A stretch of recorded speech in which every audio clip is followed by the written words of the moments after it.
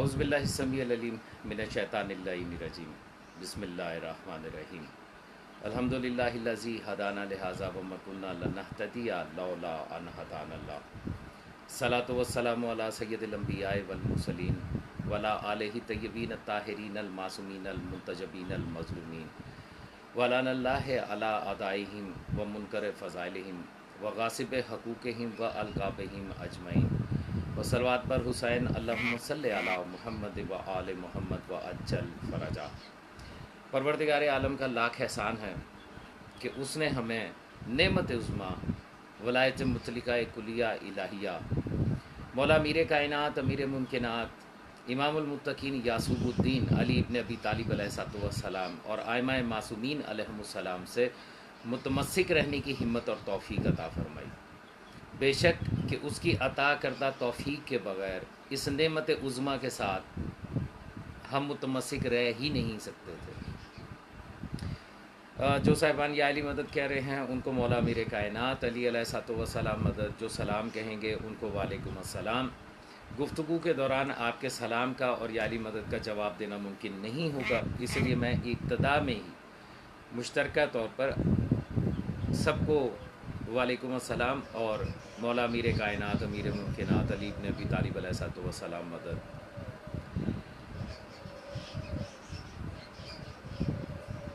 سانحہ کربلا کے اسباب کے ذیل میں گفتگو آج چھٹی نشست میں داخل ہو رہی ہے۔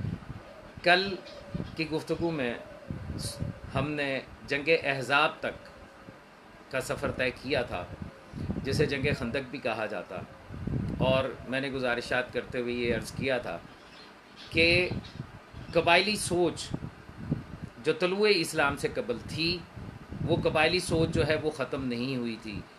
اگرچہ لوگوں نے اسلام قبول کر لیا تھا، لیکن ان کی فطرت، ان کی نیچر وہ اپنی جگہ پہ سٹینڈ کر رہی تھی، جس کا نتیجہ یہ تھا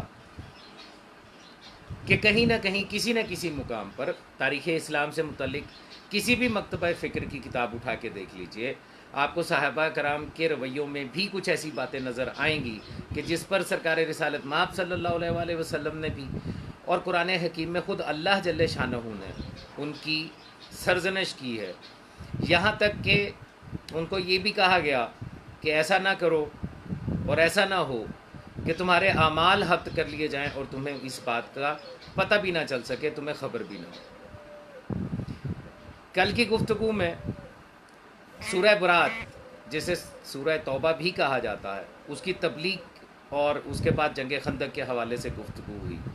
آج چونکہ 6 محرم ہے اور آگے کا جو سفر ہے وہ کافی طویل ہے، ہمیں عاشور تک پہنچنا ہے، تو کوشش کر رہا ہوں کہ جلد از جلد یہ مراحل طے کرتے ہوئے، وہ تمام اسباب کو جانتے ہوئے ہم اپنے سفر کو مکمل کریں جن کی وجہ سے کربلا وقوع پذیر ہوئی، کربلا بپا ہوئی۔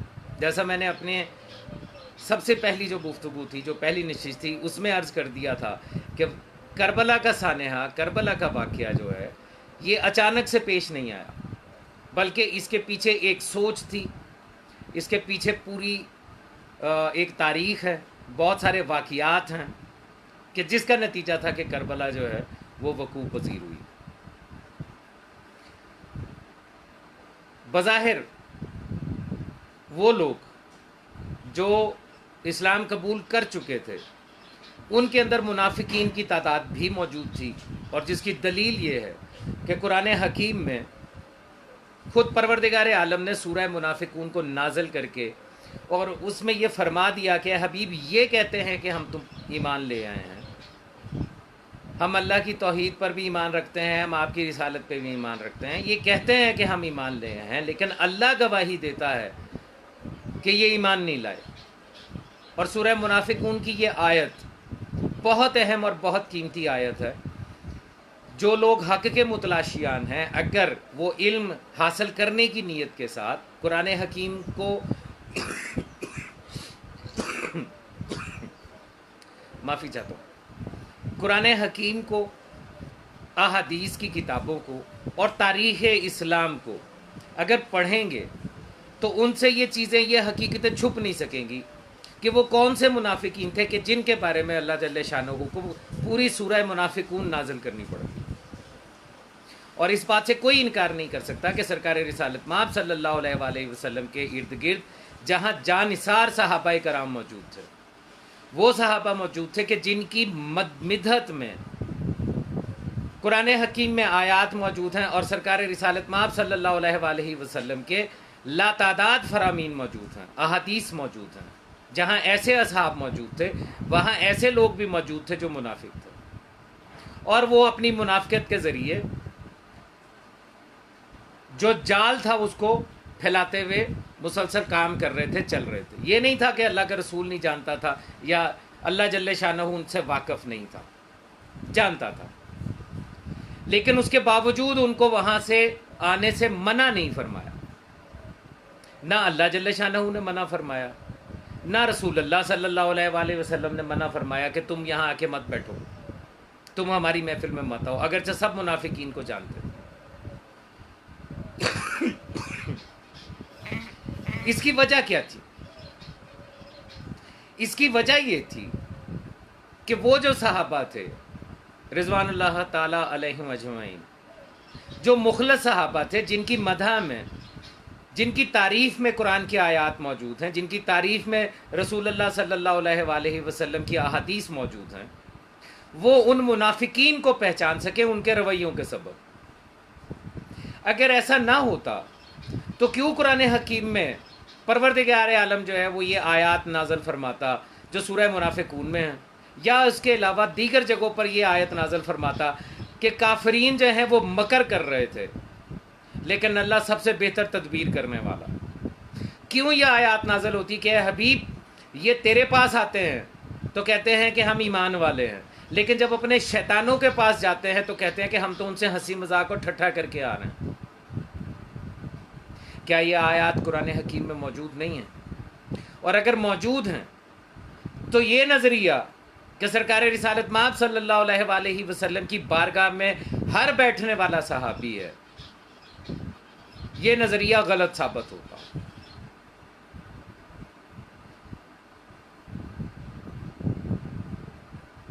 بہت سارے پروپیگنڈاز ہیں. 1400 سال میں بنو امیہ بنو عباس کے خریدے ہوئے لکھاریوں، محدثین اور مورخین نے بہت کچھ لکھا ہے، حقیقت کو الٹ دیا. مولا میر کائنات علیہ الصلوۃ والسلام نے سلمان محمدی علیہ السلام کو مخاطب کر کے یہ کہا تھا کہ سلمان، آخری وقتوں میں دین کو ایسے پلٹ دیا جائے گا جیسے کہ آستینیں پلٹی جاتی. اور آج ہم وہی سب دیکھ رہے ہیں. ایسی ایسی احادیث آپ کو اس سوشل میڈیا کے اوپر یا تقاریر میں یا ویڈیوز کے ذریعے آپ کو سننے کو ملتی ہیں کہ جن کا وجود ہی نظر نہیں آتا، اور وجود ہے ہی نہیں. بغیر کسی حوالے کے، بغیر کسی تائید کے، بغیر کسی تصدیق کے، بس وہ حدیث جو ہے وہ لکھتے ہیں، پوسٹ بناتے ہیں، لگا دیتے ہیں. جاہلیت آج سے نہیں ہے. محمد والے محمد علیہ الصلوۃ والسلام کا سب سے بڑا نقصان ہی جاہلیت نے کیا. جہالت تھی کیا؟ میں نے اپنی سب سے پہلی نشست میں یہ بات واضح کی تھی کہ جب سرکار رسالت مآب صلی اللہ علیہ وآلہ وسلم نے اعلان رسالت فرمایا تھا تو کفار مکہ جو ہے وہ جناب ابو طالب علیہ الصلوۃ والسلام کے پاس آئے اور آ کے انہوں نے یہ کہا کہ تم اپنے بھتیجے کو روکو، وہ ہمارے خداؤں کو برا کہتا. پھر وہاں پہ انہوں نے ایک بات اور بھی کہی. انہوں نے یہ کہا کہ ٹھیک ہے، محمد سے کہو کہ اپنے خدا کی تبلیغ کرتا رہے لیکن ہمارے خداؤں کو برا نہ کہے. یعنی جہاں ہم نے 360 بت رکھے ہوئے ہیں، ان 360 کی ہم پرستش کرتے ہیں، ان کو اپنا رب مانتے ہیں، تو محمد صلی اللہ علیہ وآلہ وسلم بھی اگر اپنے اللہ کو لے کے آ جاتے ہیں منوانے کے لیے تو اس کی تبلیغ کریں، لیکن ہمارے ان بتوں کو، ہمارے ان خداؤں کو برا نہ کریں.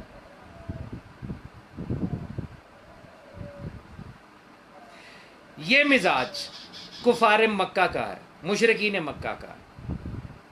جب وہ حق کو بیان ہوتا دیکھتے ہیں تو وہ یہ کہتے ہیں کہ ہمارے خداؤں کو برا نہ کہو، تم جو تمہارا دل کرتا ہے کہتے رہو. آج سے نہیں ہے.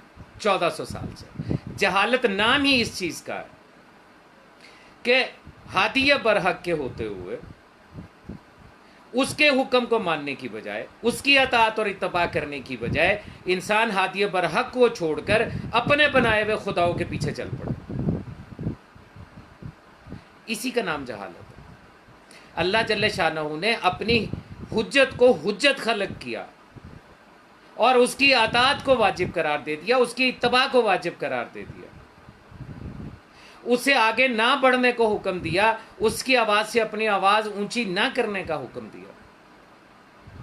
تربیت کر رہا ہے اللہ جل شانہ تبلیغ کے ان 23 سالوں میں جو سرکار رسالت مآب صلی اللہ علیہ وآلہ وسلم نے مکہ کی اور مدینہ کی زندگی میں کی، اس میں یہی تربیت تو کر رہا کہ حجت خدا کو سمجھو کہ وہ کیا ہے، اس کی اطاعت مطلق ہوگی، اس کا اتباع ہوگا،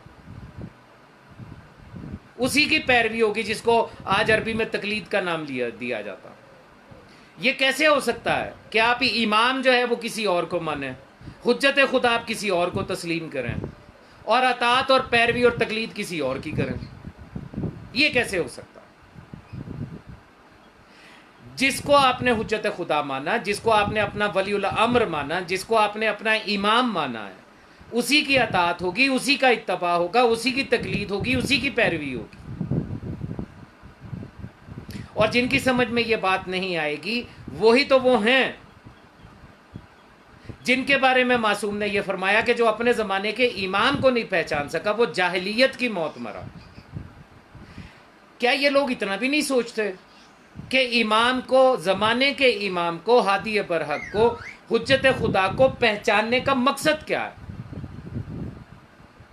پہچاننے کا صرف ایک مقصد ہے کہ جب تم اسے پہچان لو تو پھر اس کی اطاعت کرو اور اسی کا اتباع کرو، اسی کی تقلید کرو، خبردار کسی غیر کی طرف مت جانا۔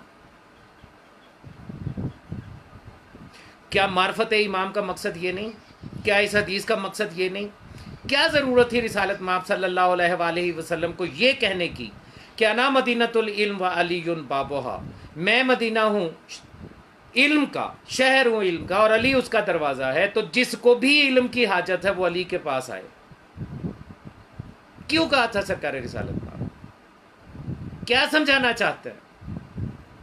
کیوں فرمایا سرکار رسالت مآب صلی اللہ علیہ وآلہ وسلم نے کہ انا دار الحکمہ والی بابوہا، میں حکمت کا شہر ہوں اور علی اس کا دروازہ ہے، تو جس کو حکمت چاہیے وہ علی کے پاس آئے؟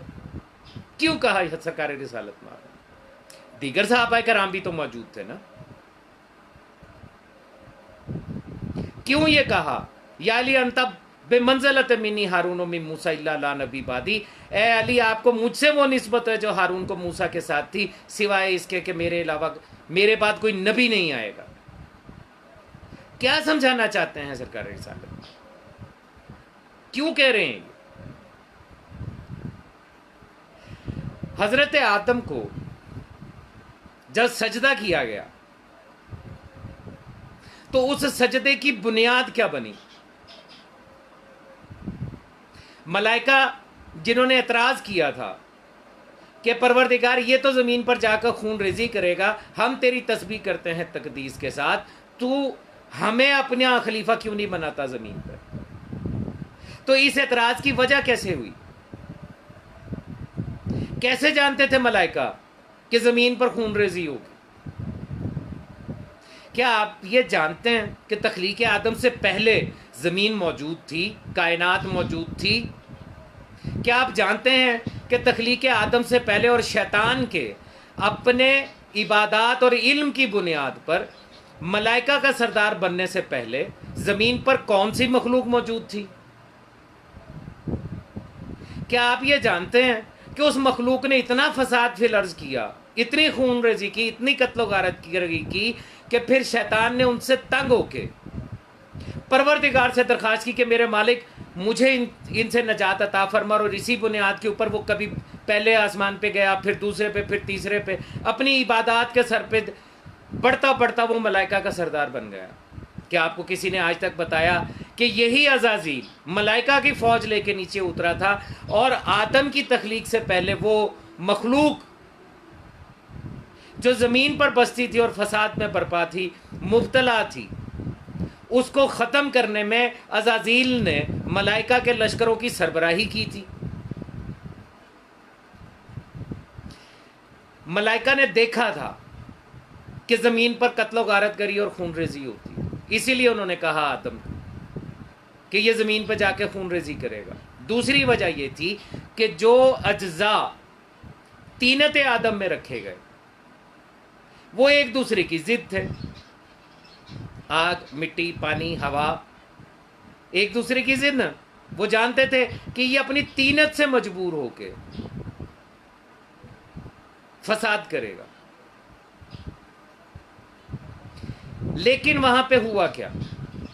جب ملائکہ نے یہ کہا کہ ہمیں زمین پر اپنا خلیفہ بنا دے، تو پروردگار عالم نے جلال کے عالم میں فرمایا انی عالم ما لا تعلمون، جو میں جانتا ہوں وہ تم نہیں جانتے۔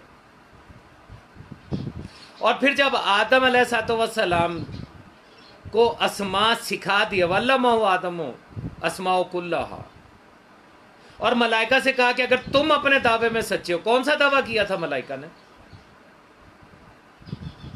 علم کا دعویٰ کیا تھا، نائب بننا چاہ رہے تھے اللہ جل شانہ، اور یہ سوچنے والی بات ہے۔ صاحبان عقل اور اشارہ کے لیے اسی میں بہت بڑی دلیل موجود ہے کہ پروردگار عالم ملائکہ کو اپنا خلیفہ بنانے کو تیار نہیں ہے، جو کہ نوری مخلوق ہیں، جو کہ معصوم عن الخطا ہیں، جو صرف تسبیح اور تقدیس اور عبادات میں مشغول ہیں۔ اس کے مقابلے میں جس کو اللہ بطور حجت خلق کر رہا، تو آج کے دور میں کوئی کیسے حجت الاسلام والمسلمین بن سکتا؟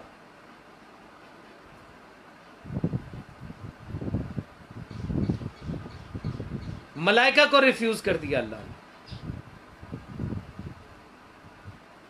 کہ میری خلافت اور چیز ہے، زمین پر میرا خلیفہ وہی ہوگا جس کو میں حجت خلق کروں گا۔ اس لیے صرف آدم کی تخلیق کا اعلان نہیں کیا، بلکہ یہ کہا میں زمین پر اپنا خلیفہ بنانے جا رہا ہوں۔ ملائکہ کو انکار کر کے پروردگار عالم نے یہ پیغام پہنچا دیا مخلوق تک کہ زمین پر میرا خلیفہ وہ ہوگا جسے میں چاہوں گا، وہ خلیفہ میرا نہیں ہو سکتا جس کو تم بناؤ گے۔ قرآن حکیم کو پڑھیے، قرآن حکیم کو ترجمے کے ساتھ پڑھیے، اس میں تفکر کیجئے، تدبر کیجئے، یقین جانیے۔ آپ قرآن حکیم کو ترجمے کے ساتھ پڑھتے ہیں، آپ احادیث معصومین کی کتابوں کو اگر آپ پڑھتے ہیں، تو آپ کے بہت سے ایسے مسائل ہیں، بہت سی ایسی چیزیں ہیں جو آپ کو کسی سے پوچھنے کی ضرورت پیش نہیں آئے گی۔ ہادیان برحق نے کوئی چیز ادھوری نہیں چھوڑی۔ دین کی تکمیل اللہ جل شانہ نے سرکار رسالت مآب صلی اللہ علیہ وآلہ وسلم کی حیات ظاہرہ میں کر دی تھی۔ یوم اکملت لکم دینکم واتممت علیکم نعمتی ورضیت لکم اسلام الدین۔ دین ادھورا نہیں ہے، دین مکمل ہے۔ وہ اللہ جس نے کائنات خلق کی، وہ اللہ جل شانہ جس نے اپنے ہادیان برحق بنائے، حجتان خدا جو ہیں ان کو مقرر فرمایا، وہ نہیں جانتا تھا کہ آج کے اس 1400 سال سے چلنے والے اس دور میں جو غیبت کبریٰ کا دور ہے، کیا اللہ کو نہیں معلوم تھا کہ یہ دور آئے گا جب میری کوئی حجت خدا لوگوں کے سامنے جو ہے وہ موجود نہیں ہوگی؟ تو آپ کیا سمجھتے ہیں کہ اس نے اپنے دین کو ادھورا چھوڑ دیا، یہ سوچ کے نعوذ باللہ کہ جن کے درمیان میرا ہادی برحق موجود نہیں، حجت خدا موجود نہیں، جس کے بارے میں میں نے قرآن میں خود کہہ دیا ہے کہ فَاسْأَلُوا أَهْلَ الذِّكْرِ إِن كُنتُمْ لَا تَعْلَمُونَ، ان سے سوال کرو جو میری طرف سے بنائے گئے اہل ذکر ہے، نہ کہ تمہارے منتخب کیا ہوا اہل ذکر۔ جب وہی سامنے نہیں ہوگا تو یہ قوم کیا کرے گی؟ کیا اس نے کوئی بندوبست نہیں کیا؟ خیانت ہے یہ مفتیوں کی، مجتہدین کی خیانت ہے۔ انہوں نے وہ علوم مدارس کی لائبریریوں سے باہر نکالے ہی نہیں۔ ہر سوال کا جواب ہادیہ برحق نے دیا.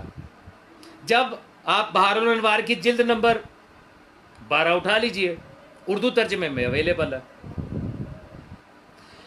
اس کے اندر توقیحات مبارک جو ہے ان کے موجود. بارش ہو رہی ہے باہر اور اس کی وجہ سے تھوڑا سا سگنلز کا ایشو ہے, نیٹ ورک کا ایشو ہے, معافی چاہتا ہوں اگر بیچ میں تعطل آتا.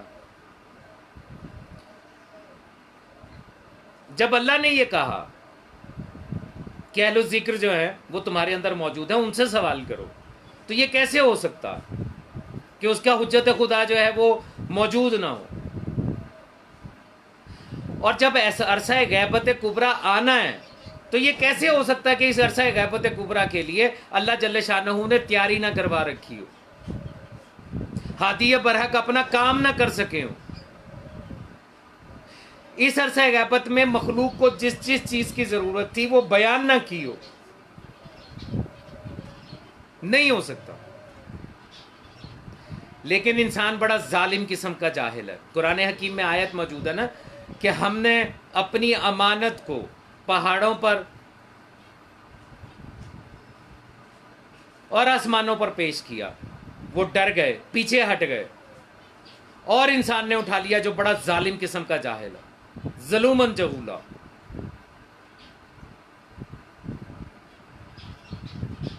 جاہلیت اس چیز کا نام کہ آپ حکم معصوم سے بے بہرہ رہے, لا علم رہے.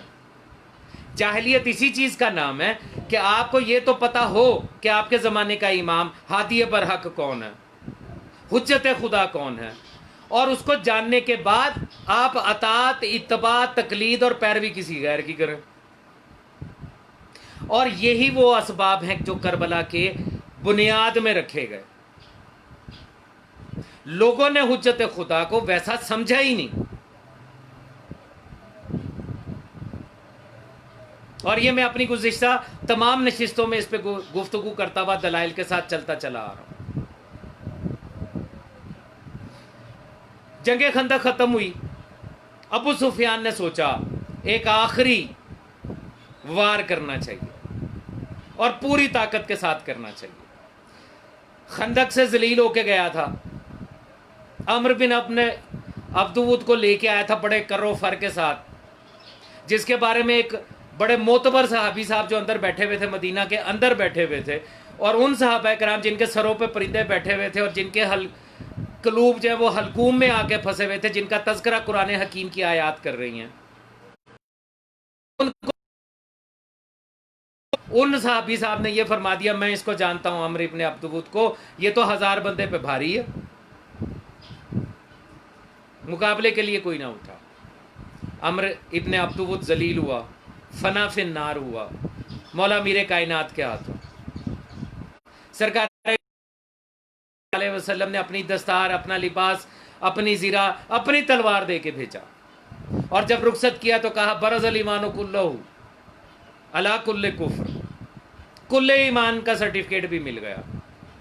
قرآن حکیم کی سورہ احزاب میں جو اسی جنگ خندق کے بارے میں ہے, پروردگار عالم نے جہاں رسول نے کہا کہ آج کل ایمان جا رہا ہے, وہاں اللہ جل شانہ نے آیت نازل کر دی سورہ احزاب میں اور فرمایا مومنین کے لیے قتال میں آج اللہ کافی ہوا. اتنی ساری عزتیں مل گئیں علی ابن ابی طالب علیہ السلام. وہ جو ڈرے بیٹھے تھے ان کا حسد مزید, پھر آیات علی کے لیے نازل ہو گئی, پھر رسول نے کہہ دیا کہ کل ایمان یہ ہے, مومن وہ ہے جو ایمان پر ہو, اور یا علی سرکار علیہ السلام کل ایمان ہے. وہ شخص مومن ہونے کا دعویٰ کیسے کر سکتا ہے جو مولا میر کائنات علیہ السلام سے محبت نہیں کرتا, مودت نہیں کرتا, اور ان کی ولایت پہ قائم نہیں ہے.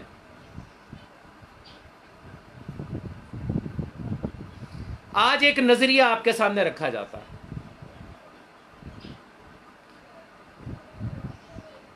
اعلان غدیر جو تھا وہ نظام ولایت کا اعلان تھا. آپ جانتے ہیں یہ تصور کہاں سے لیا گیا؟ چلیے یہ تصور کل کی گفتگو میں آپ کو بتاؤں گا کہ یہ تصور کہاں سے لیا گیا کہ یہ نظام ولایت. وقت گزرا، ابو سفیان کی سازش کامیاب ہونے لگی، خیبر کے یہودیوں کے پاس گیا اور کہا کہ ہم سب کو اکٹھا ہو کے محمد اور اس کے صحابی جو ہیں ان کے خلاف مارکا کرنا چاہیے. خبر پہنچتی ہے مدینے میں کہ خیبر کے جو یہودی ہیں وہ سارے اکٹھے ہو رہے ہیں اور ابو سفیان کی تجویز پہ اکٹھے ہو رہے ہیں.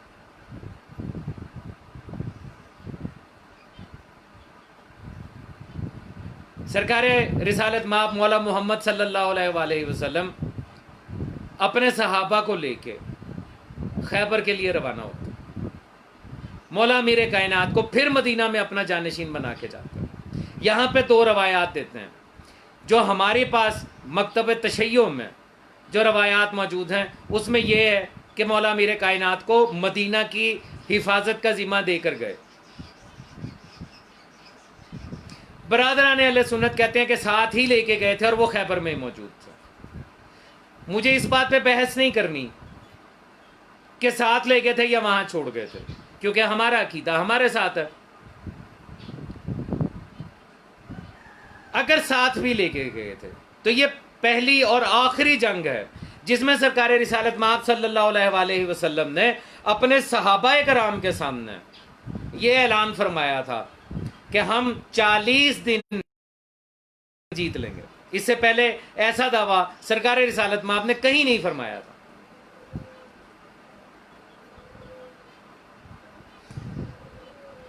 خیبر کے قلعے 7 قلعے تھے، ایک قلعہ نہیں تھا، 7 قلعے تھے.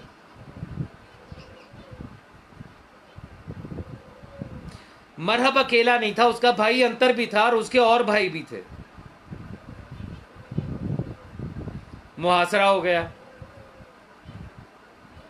روز صبح ایک جید بزرگ معتبر شجاع دلیر صحابی کو سرکار رسالت مآب صلی اللہ علیہ وآلہ وسلم لشکر دے کے روانہ کرتے تھے کہ جاؤ اور قلعہ فتح کرو. کیونکہ اکثر کو یہ شکایت رہتی تھی کہ ہر مرتبہ رسول پاک علی ابن ابی طالب کو بھیج دیتے، ہمیں موقع ہی نہیں دیتے. تو سرکار رسالت مآب نے کہا علی نہیں جائیں گے، اب آپ جائیے. پہلا دن واپس آ گئے، دوسرا دن واپس آ گئے، 10واں دن واپس آ گئے، 20واں دن واپس آ گئے، 30واں دن واپس آ گئے، 35واں دن واپس آ گئے، 37واں دن ناکام واپس آ گئے. قلعہ فتح نہیں ہوگا. 39واں دن خیر و عافیت سے واپس آ گئے. نہ کوئی تیر چلا، نہ کوئی تلوار چلی، نہ کوئی تبر چلا، نہ کوئی نیزہ چلا. الحمدللہ بالکل خیر و عافیت سے سب واپس آ گئے. 39ویں دن کی شام کو وہی مجتہد صاحب جنہوں نے معاہدہ حدیبیہ کے موقع کے اوپر یہ کہا تھا کہ جتنا شک مجھے آج محمد صلی اللہ علیہ وآلہ وسلم کی نبوت پر ہوا ہے اس سے پہلے کبھی نہیں ہوا تھا، انہوں نے ایک مرتبہ پھر ارشاد فرمایا، رسول نے کہا تھا 40 دنوں کے اندر ہم یہ قلعہ فتح کر لیں گے. 39 دن گزر گئے، کل آخری دن ہے. اگر کل فتح نہ ہوئی تو نبی تو جھوٹ بولتا ہی نہیں ہے، اس کی بات تو غلط ہوتی ہی نہیں ہے. چہمگوئیاں شروع ہوئی، منافقین نے اپنا کام شروع کیا. لشکر سرکار رسالت مآب میں کل 40واں دن ہے، 39 دنوں میں تو قلعہ فتح ہوا نہیں. رسول اللہ نے کہا 40 دن کر لیں گے. اب اگر کل فتح نہ ہوا تو پھر محمد صلی اللہ علیہ وآلہ وسلم کی نبوت کہاں جائے گی؟ کیونکہ نبی کی خبر جو ہے یہ غلط ہو ہی نہیں سکتی، کیونکہ نبی لفظ نکلا ہی نبا سے ہے، اور نبا جو ہے وہ کہتے ہی خبر کو ہے، وہ خبر جو اللہ جل شانہ اپنے نبی کو بھیجتا. مغرب کی نماز پڑھنے کے بعد سرکار رسالت مآب صلی اللہ علیہ وآلہ وسلم نے اپنے تمام صحابہ کرام کو جمع فرمایا، اور جمع فرما کے اب آپ نے ایک اعلان فرمایا. آپ نے فرمایا کہ کل میں علم اس کو دوں گا جو مرد ہوگا، کرار ہوگا، غیر فرار ہوگا، جو اللہ اور اس کے رسول سے محبت رکھتا ہوگا اور اللہ اور اس کا رسول اس سے محبت کرتے ہوں گے، اور اللہ جل شانہ اس کے ہاتھ پر فتح دے گا. بڑا مشہور اعلان ہے، شیعہ سنی تمام کتابوں میں لکھا ہوا. کوئی بھی تاریخ اٹھا کے دیکھ لیجئے، چاہے اہل سنت کی تاریخ اٹھا کے دیکھ لیجئے، کہ سرکار رسالت مآب نے یہ اعلان فرمایا. مسلمانوں کے خلیفہ دوئم کا یہ جملہ احادیث کی کتابوں صحیح ستہ میں بھی ملتا ہے کہ انہوں نے کہا کہ جتنی طلب اور خواہش مجھے اس رات تھی کہ یہ علم مجھے مل جائے، اتنی طلب مجھے کبھی نہیں ہوئی. یہ بذات خود اس بات کی دلیل ہے اور تصدیق ہے کہ سرکار رسالت مآب نے یہ اعلان فرمایا تھا. متفق کا حال ہے. صحابہ کرام اپنے اپنے خیموں میں چلے گئے. اب ہر صحابی اپنے اپنے خیمے میں عبادت کرتے ہوئے، سجدے کرتے ہوئے، نفل پڑھتے ہوئے پروردگار کے عالم دعا کر رہا، مالک یہ علم کل صبح مجھے عطا کر دے. کیوں کر رہا؟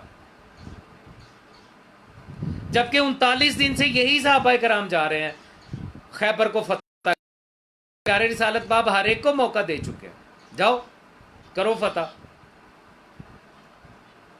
آخر اس اعلان کے بعد ایسا کیا ہوا کہ ہر کوئی تمنا کر رہا ہے کہ یہ علم مجھے ملنا چاہیے، جبکہ وہ پہلے جا کے دیکھ چکے ہیں کہ وہ کیا کر سکتے تھے اور کیا ہوا. اس کی وجہ اس اعلان کے اندر موجود ہے. سرکار نے کچھ صفات بیان کی ہیں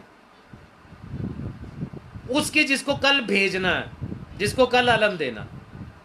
پہلی صفت وہ فتح ہے. فے تے چھوٹی یہ اور کھڑی زبر فتح. آپ جانتے ہیں کہ عربی میں مرد کو رجل کہا جاتا، مرد. تو پھر یہ فتح سے مراد کون سا مرد ہے؟ کبھی سوچا آپ نے؟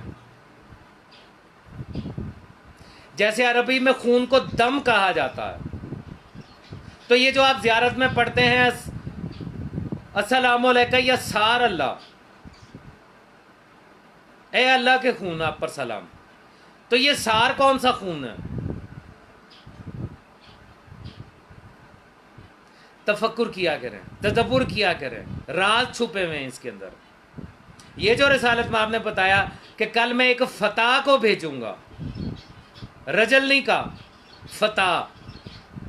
یہ پہلی صفت بتائی. دوسری صفت وہ کرار ہے، پلٹ پلٹ کے حملے کرنے والا.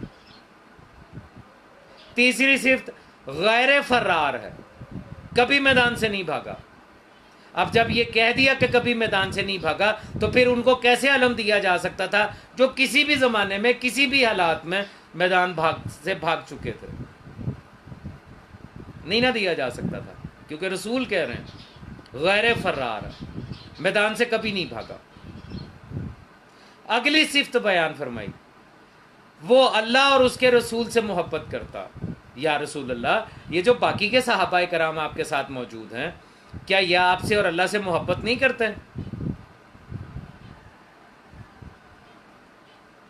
یہ جو آپ فرما رہے ہیں کہ وہ اللہ اور اس کے رسول سے محبت کرتا ہوگا، تو اس سے مراد کیا ہوا؟ جبکہ تمام صحابہ جو آپ کے ساتھ مخلص موجود ہیں، منافقین کو چھوڑ کے یقیناً آپ سے محبت کرتے ہیں اور اللہ سے بھی محبت کرتے ہیں. کیوں فرما رہے ہیں سرکار رسالت کہ وہ اللہ اور اس کے رسول سے محبت کرتا ہوگا؟ معیار محبت بتا رہے ہیں سرکار رسالت میں. محبت کہتے کس کو ہیں یہ بتا رہے ہیں سرکار رسالت مآب اس اعلان میں.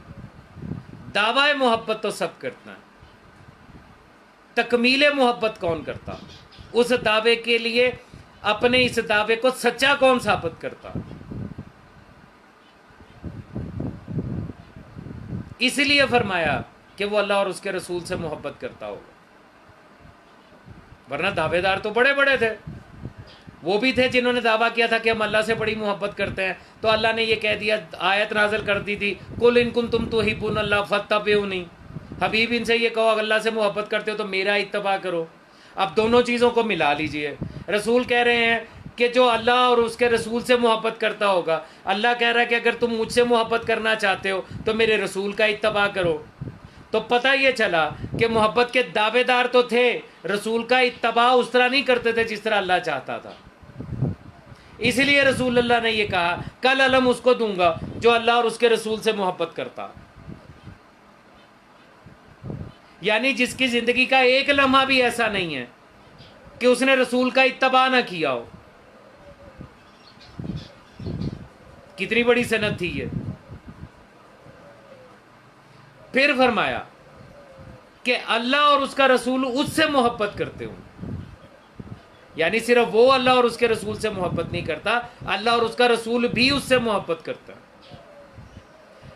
سرکار رسالت مآب صلی اللہ علیہ وآلہ وسلم کی محبت جو ہے وہ تو احادیث میں بھری پڑی ہے، تمام مسلمانوں کے مسالک کی کتابوں میں صحاح ستہ میں موجود ہے کہ سرکار رسالت مآب صلی اللہ علیہ وآلہ وسلم کی مولا امیر کائنات امیر ممکنات امام المتقین یعقوب الدین علی ابن ابی طالب علیہ السلام سے کیسی محبت تھی۔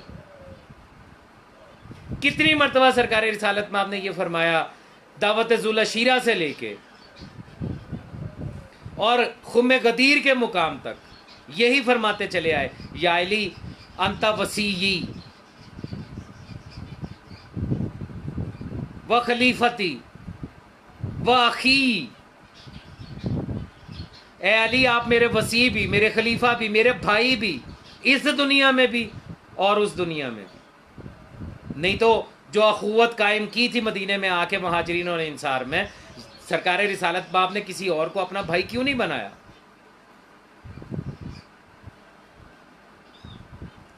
یہ تو ہے سرکار رسالت مآب کی محبت صلی اللہ علیہ وآلہ وسلم۔ اللہ نے بھی محبت میں کمی نہیں کی، ایک ایک ادا پر آیت نازل کی، جنگ سلاسل کے لیے روانہ ہوئے، پہاڑوں کی چٹانوں سے رستہ اختیار کیا مولا امیر کائنات نے، سموں سے پہاڑوں، آپ جانتے ہیں کہ گھوڑے کے سم جو ہیں اس کے نیچے لوہے کا نال لگا ہوا ہوتا، جب وہ پتھر سے ٹکراتا تھا تو چنگاریاں اڑتی تھی۔ بھاگتا ہوا گھوڑا جب زور لگاتا ہے تو اس کے نتنوں سے سانسیں نکلتی ہیں گرم، جسے ہانپنا کہتے ہیں۔ کیا اللہ نے اسی قرآن حکیم میں سورہ عادیات کو نازل نہیں فرمایا؟ کس کے لیے نازل فرمایا؟ کس کے گھوڑے کی تعریف ہو رہی ہے؟ اور صرف وہ گھوڑے کی تعریف نہیں ہو رہی، اس کی بھی تعریف اسی آیت کے اندر موجود ہے۔ کیوں کہہ رہا ہے؟ ولادیات ذبحن فالموریات قدحن فالمغیرات صبحن فاثرن بہ نقعا، کیوں کہہ رہا؟ شب ہجرت اگر بستر پہ لیٹے ہیں سرکار امیر کائنات تو بھی آیت نازل کر کے بتایا، وَمِنَ النَّاسِ مَن یُشْرِی نَفْسَهُ ابتغاء مرضات اللہ، اور وہ جس نے اپنے نفس کو بیچا تاکہ اللہ کی رضا خرید سکے۔ کیا یہ آیت قرآن حکیم میں موجود نہیں؟ کیا یہ شب ہجرت کی آیت نہیں؟ عامر ابن عبدود کو قتل کیا مولا امیر کائنات نے، سورہ احزاب میں اللہ نے آیت نازل کر دی کہ مومنین کے لیے قتال میں اللہ کافی ہوا۔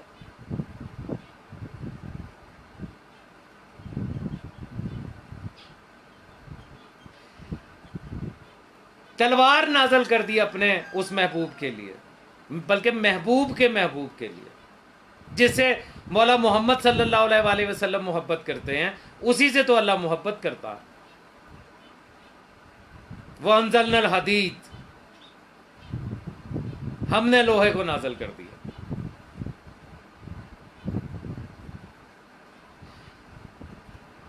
تو سرکار رسالت مآب نے فرمایا کل علم اس کو دوں گا جو اللہ اور اس کے رسول سے محبت کرتا ہوگا اور اللہ اور اس کا رسول اس سے محبت کرتا ہوگا. بھری پڑی ہے سرکار رسالت مآب صلی اللہ علیہ وآلہ وسلم کی حیات ظاہرہ طیبہ اور قرآن بھرا پڑا ہے. اس بات کا اعتراف تو برادران اہل سنت بھی کرتے ہیں کہ 300 سے زیادہ ایسی آیات ہیں جو صرف یا علی سرکار کے لیے نازل ہوئی.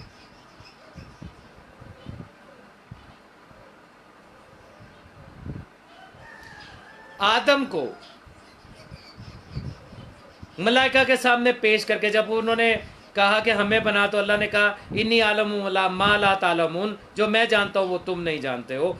اور پھر کچھ سامنے کھڑا کر کے ملائکہ سے کہا اگر اپنے دعوے میں سچے ہو تو ان کے نام تو بتاؤ. تو پھر ملائکہ نے جو اعتراف کیا وہ یہی کیا سبحانک لا علم لنا الا ما علمتنا، تو پاک اور منزہ ہے، ہم بس اتنا ہی علم رکھتے ہیں جتنا کہ تو نے ہمیں عطا فرمایا.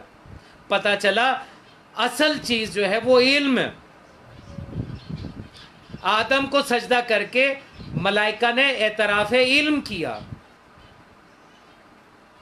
اور قیامت تک ہر حجت خدا کے لیے سب سے بڑی جو چیز ہے وہ اس کا علم ہے. ایسا علم جو مخلوق میں کسی کے پاس نہ ہو، اور اسی کو علم لدنی کہتے ہیں. تو یہ کیسے ہو سکتا ہے کہ کسی ایسے کو جو کسی بھی سوال کے جواب میں یہ کہہ دے کہ میں نہیں جانتا کسی بھی سوال کے بارے میں، یا جو انسانوں کے علاوہ معافی چاہتا ہوں، جو انسانوں کے علاوہ کسی اور مخلوق کی بولی نہ سمجھ سکتا ہو، جو یہ نہ جان سکتا ہو کہ پرندے آپس میں کیا گفتگو کر رہے ہیں، جو یہ نہ جان سکتا ہو کہ حیوانات آپس میں کیا گفتگو کر رہے ہیں، وہ حجت خدا کیسے ہو سکتا؟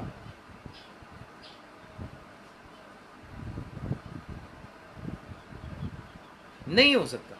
وہ حجت الاسلام والمسلمین نہیں ہو سکتا جو کسی بھی سوال کے اور کسی کے سوال کے جواب میں بھی یہ کہے کہ میں نہیں جانتا. اور یہی سرکار رسالت میں آپ نے فرمایا مرد ہے، قرار ہے، غیر فرار ہے، اللہ اور اس کے رسول سے محبت کرتا ہے، اللہ اور اس کا رسول اس سے محبت کرتا ہے، اور اللہ اس کے ہاتھ پر فتح دے گا. کل 40واں دن ہے. وہ جو مغرب کی نماز سے پہلے آپس میں بیٹھے ہوئے چہ مگویاں کر رہے تھے کہ رسول نے کہا تھا 40 دن میں فتح ہو جائے گا، 39 دن گزر گئے، فتح تو نہیں ہوا. کل پتہ نہیں ہے ہوتا یا نہ ہو، اگر نہ ہوا تو کیا ہوگا؟ رسول کی بات غلط ہو جائے گی. رسولوں کی بات تو غلط نہیں ہوتی. وہ جو چہ مگویاں چل رہی تھیں، وہ جو منافقین سر اٹھا رہے تھے، انہوں نے دیکھا کہ 40ویں دن کی فجر کو علم مولا امیر کائنات، امیر ممکنات، یعصوب الدین، امام المتقین علی ابن ابی طالب علیہ الصلوۃ والسلام کو عطا کیا گیا.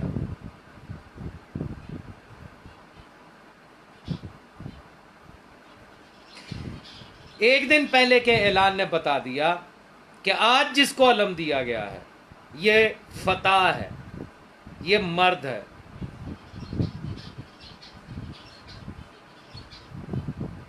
یہ قرار ہے، غیر فرار. یہ ہے وہ جو اللہ اور اس کے رسول سے محبت کرتا ہے، اور یہی ہے وہ جس سے اللہ اور اس کے رسول سے محبت کرتا ہے. سنا ہے، کتابوں میں لکھا ہے کہ جب سرکار رسالت مآب صلی اللہ علیہ وآلہ وسلم نے سب کو جمع کر لیا تو صحابہ کرام جو وہاں پہ آئے تھے وہ اپنے پنجوں کے بل کھڑے ہو رہے تھے. کچھ کے تو قد ویسے ہی ماشاءاللہ بڑے لمبے تھے.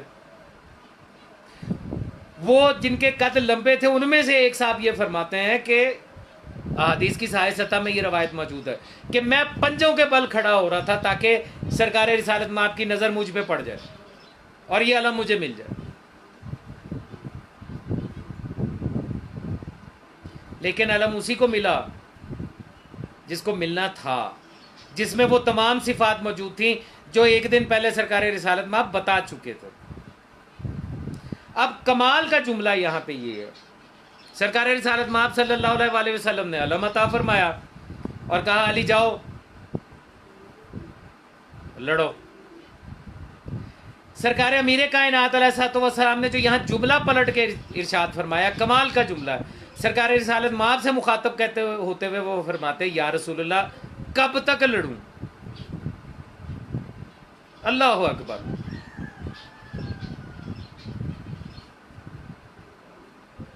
فرماتے کب تک لڑوں؟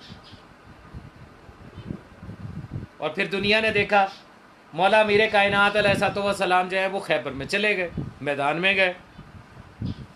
اس سے پہلے، ان سے پہلے مرحب کو میدان میں آنے کی ضرورت پیش نہیں آئی تھی۔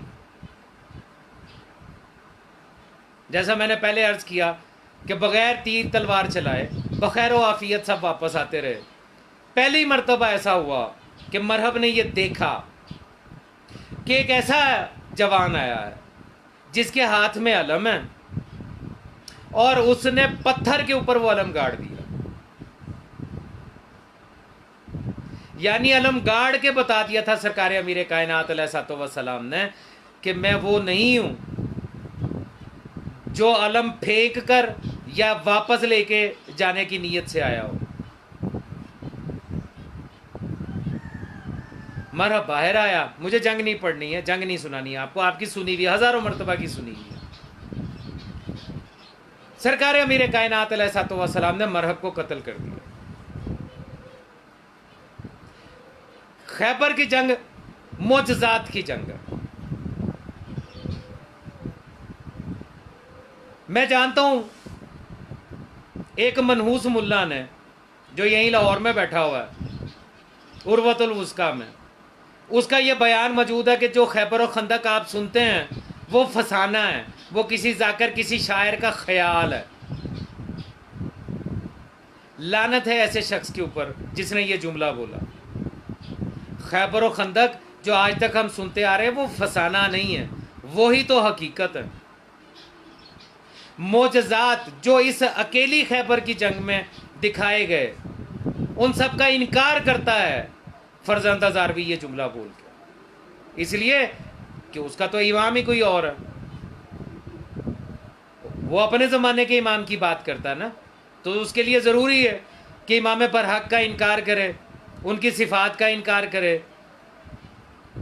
ان کے فضائل کا انکار کرے، ان سب کا انکار کرے گا تو اپنے اس خود ساختہ امام کے فضائل بیان کر سکے گا نا۔ دیکھیے نا، یہ قلم جو ہے یہ میرا ہے، اگر کوئی یہ چاہے کہ یہ قلم میرے علاوہ کسی اور کا ہو تو لازم ہے کہ پہلے اس کا میرے سے انکار کرے، یہ کہے کہ یہ قلم اس کا نہیں ہے، اور پھر دوسرے کو دے کے کہے کہ اس کا ہے۔ تو یہی کام فرزند ہزاروی کرتا، وہ کہتا ہے یہ خیبر و خندق فسانے ہیں جو آپ نے سنے ہیں، اس میں حقیقت نہیں ہے۔ حقیقت تو وہ ہے جو آج جو ہے آپ دیکھ رہے ہیں، خامنہ ہی لڑا۔ پڑھیے خیبر و خندق کو، کتابوں میں پڑھیے، تاریخ کی کتابوں میں پڑھیے، شیعہ کتابوں کو چھوڑیے، اہل سنت کی تاریخ کی کتابوں میں پڑھیے، آپ کو پتہ چلے خیبر میں ہوا کیا تھا، جس کا انکار یہ فرزند ہزاروی کر رہا، کیونکہ اس کا موجودہ امام خامنہئی معجزات دکھانے پہ قادر نہیں ہے، اسی لیے وہ کہہ رہا ہے کہ جو خیبر و خندق آپ سنتے ہیں وہ فسانہ ہے۔ مرحب قتل ہو گیا، خیبر فتح ہو گیا، عزت اسی کو ملی جو عزت کا حقدار تھا۔ 39 دن تک شرمندہ ہو کے واپس آنے والوں نے، اور وہ جس کو خواہش تھی کہ یہ علم مجھے مل جائے، ان کے حسد میں مزید اضافہ ہوگا۔ یہ ساری سندیں علی کو مل گئی، مرد بھی علی ہے، کرار بھی علی، غیر فرار بھی علی، اللہ اور اس کے رسول سے محبت کرنے والا بھی علی، جس سے اللہ اور رسول محبت کرتے ہیں وہ بھی علی، اور فتح پھر علی کا، علم بھی علی کا۔ حسد بڑھ گیا, قبائلی ذہنیت اور سوچ مزید بڑھ گئی. بظاہر بڑے خوش تھے, اندر کلیجے کباب ہوئے ہوئے تھے.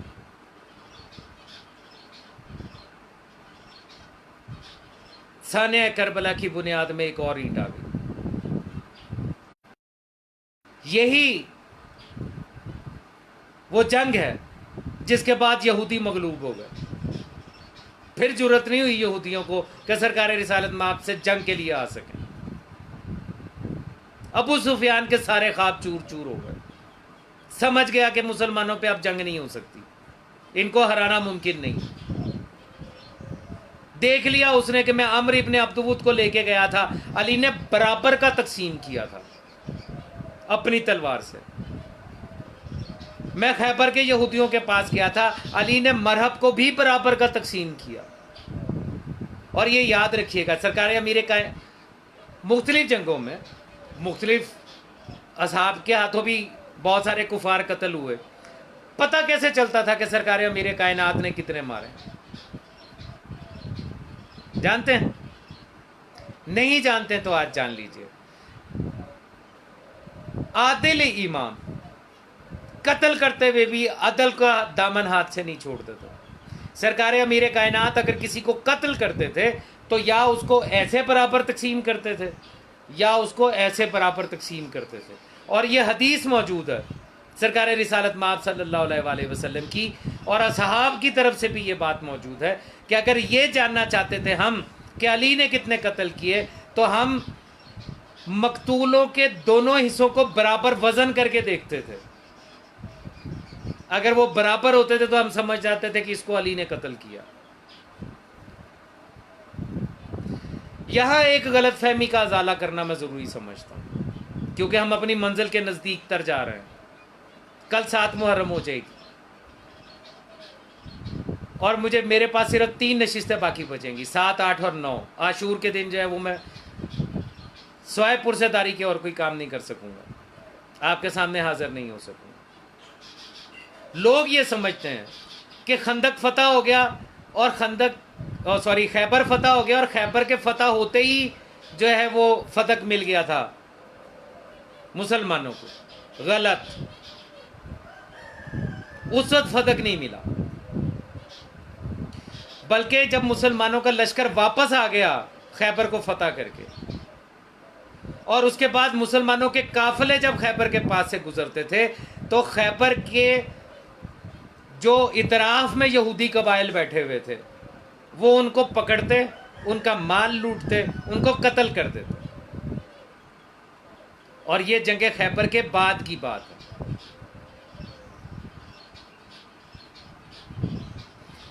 جب 3-4 واقعات ایسے ہو گئے تو سرکار رسالت مآب صلی اللہ علیہ وآلہ وسلم نے مولا امیر کائنات علیہ الصلوۃ والسلام کو بھیجا کہ علی آپ جائیے اور خیبر کے یہودیوں سے بات کیجیے.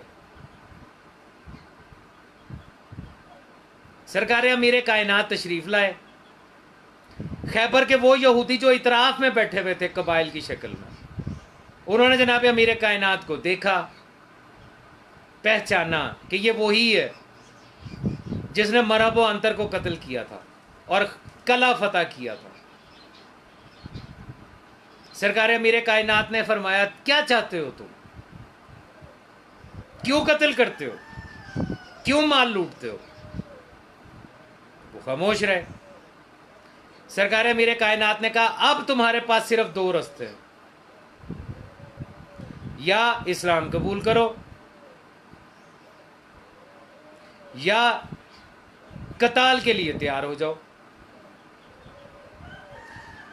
ان سب نے اسلام قبول کیا, اور اس وقت انہوں نے سرکار امیر کائنات علیہ الصلوۃ والسلام سے یہ عرض کی کہ یہ جو فتح کا ایریا ہے یہ ہم رسول اللہ صلی اللہ علیہ وآلہ وسلم کو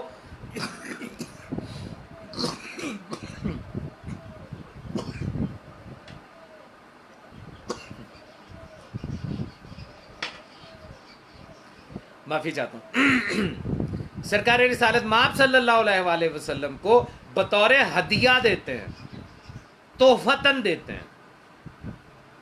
کوئی صحابی ساتھ نہیں تھا، کوئی مسلمان نہیں تھا، کوئی جنگ نہیں ہوئی تھی فتح حاصل کرنے سے پہلے، بلکہ یہ خالصتاً سرکار رسالت مآب صلی اللہ علیہ وآلہ وسلم کو بطور ہدیہ دیا گیا۔ اسی لیے قرآن حکیم میں پروردگار عالم نے یہ آیت نازل فرمائی کہ اور وہ مال اور وہ شے جو تمہیں بغیر تلوار چلائے حاصل ہو گئی، اس میں تمہارا حق نہیں ہے، بلکہ اس میں حق ہے اللہ کا اور اس کے رسول کا۔ ذاتی ملکیت تھی سرکار رسالت مآب کی، مال غنیمت میں فتق نہیں آیا تھا کہ جس میں باقی کے تمام صحابہ جو ہیں وہ دعویٰ کر سکیں کہ ہم نے جنگ میں یہ فتح حاصل کیا۔ انفرادی جنگ تھی جناب امیر کائنات کی، اور فتح تو پھر بھی اس کے بعد آیا۔ تو ذاتی ملکیت ٹھہرا سرکار رسالت۔ میری اس بات پہ اگر آپ کو یقین نہ ہو، خود تحقیق کریں، تاریخ کی کتابیں اٹھائیں، پڑھیے کہ فتح جنگ سے حاصل نہیں ہوا تھا، بلکہ بعد میں مولا امیر کائنات علیہ الصلوۃ والسلام کے جانے پر سرکار رسالت مآب کی بارگاہ میں بطور تحفہ پیش کیا گیا تھا۔ اور فتح وہ زرخیز علاقہ تھا جس پر باغات تھے اور جس کی کمائی سرکار رسالت مآب صلی اللہ علیہ وآلہ وسلم اصحاب پر خرچ کرتے تھے، کیونکہ مسلمان تھے تو فقرے ہی۔ جناب ختیجہ صلوات اللہ علیہ کی دولت کے بل پر کسی غلام کو آزاد کروا دیا، کسی کو کچھ دے دیا، کسی کو کچھ دے دیا۔ یہ تو شیعہ سنی تو کیا، غیر مسلموں نے بھی لکھا کہ صحابہ کرام کی تعداد جو تھی اس میں سے اکثریت ایسی تھی جو غریب تھی، کیونکہ نبی کی پہچان ہی یہ ہے کہ سب سے پہلے اس پہ غریب ایمان لاتا، اور جن کے پاس پیسہ ہوتا ہے وہ اس کی مخالفت کرتا ہے۔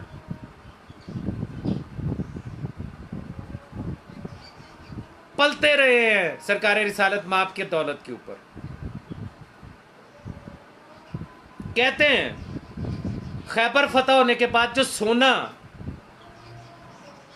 حاصل ہوا وہ کلہاڑیوں سے کاٹ کاٹ کے صحابہ کرام میں تقسیم ہوا، اور اتنا سونا دیا گیا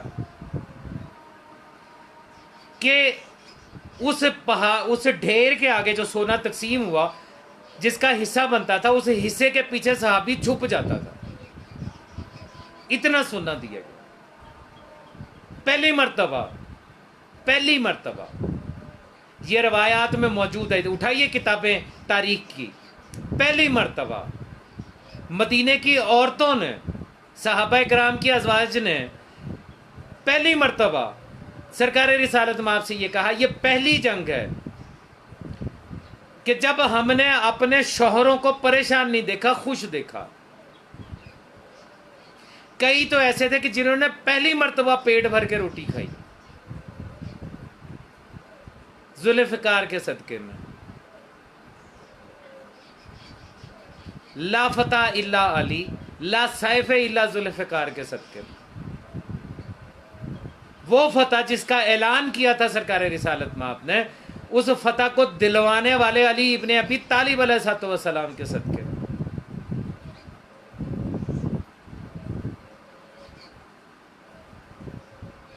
زمانے نے پتہ نہیں کس کس کو کیا کیا بنا دیا۔ بنو ہاشم غریب نہیں تھے، یہ پروپیگنڈا ہے، یہ تاریخ کی خیانت ہے کہ ان کے گھروں میں غربت تھی۔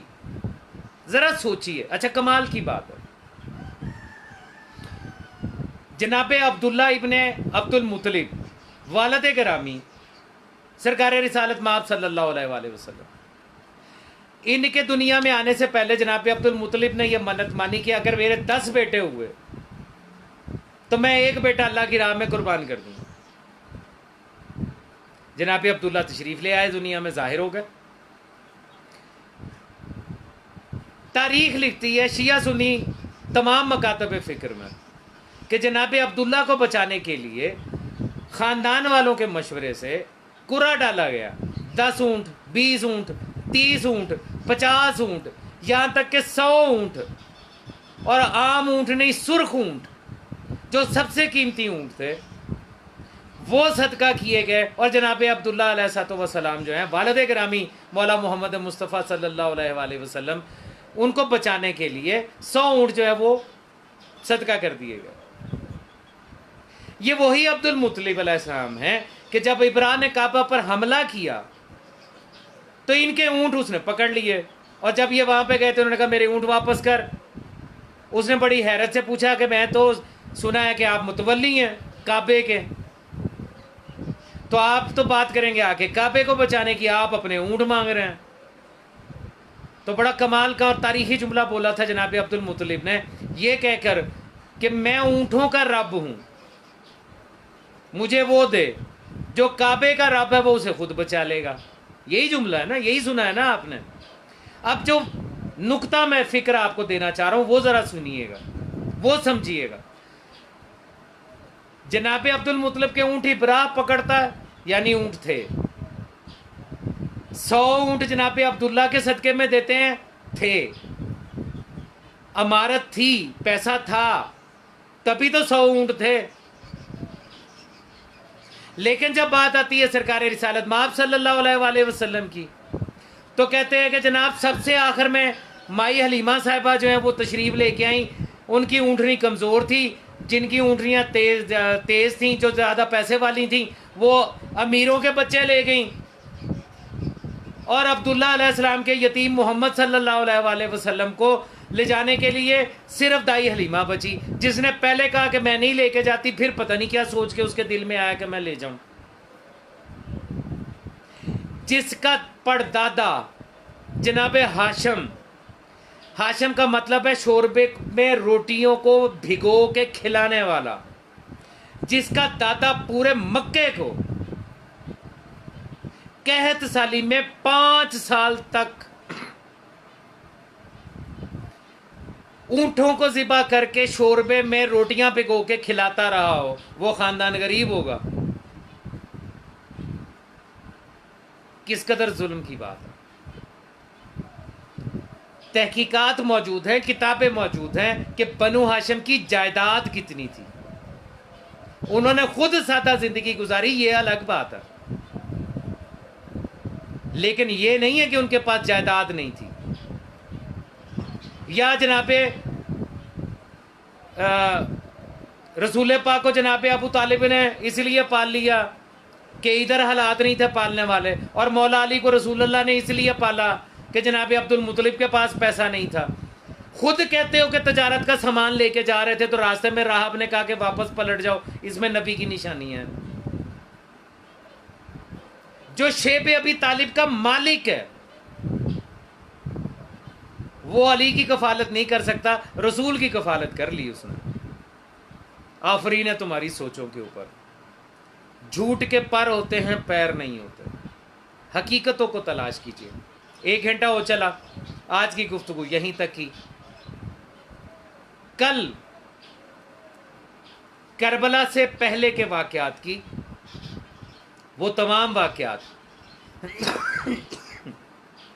جو سانحہ کربلا کی بنیاد میں ہیں، وہ تمام سوچیں، وہ فکریں، وہ حسد، وہ قبائلی تعصب، کل اس سلسلے کی آخری گفتگو ہوگی 7 محرم کو۔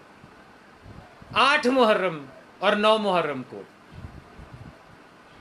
کربلا کی حقیقتیں انشاءاللہ آپ کے سامنے عرض کروں گا۔ مولا سلامت رکھے تمام علی ولی اللہ کہنے والوں کو، تمام ملائیوں کو، زنجیر زنوں کو، عزاداروں کو، ماتمیوں کو، حقیقی منتظرین امام زمانہ علیہ الصلوۃ والسلام کو، کہ جنہوں نے کسی ان کے غیر کو نہ اس کی ولایت تسلیم کی، نہ اس کو امام مانا، نہ اپنا ولی الامر مانا، نہ خود پر حجت مانا، صرف ان کو یا علی علیہ الصلوۃ والسلام مدد۔ خدا لعنت کرے جھوٹوں پر، اور مولا محمد و آل محمد علیہ السلام کے حقوق کے غاصبوں پر، ان کے فضائل کے منکروں پر، ان کے مصائب چھپانے والوں پر۔ اللہم صلی علی محمد و آل محمد و اجل فرجا۔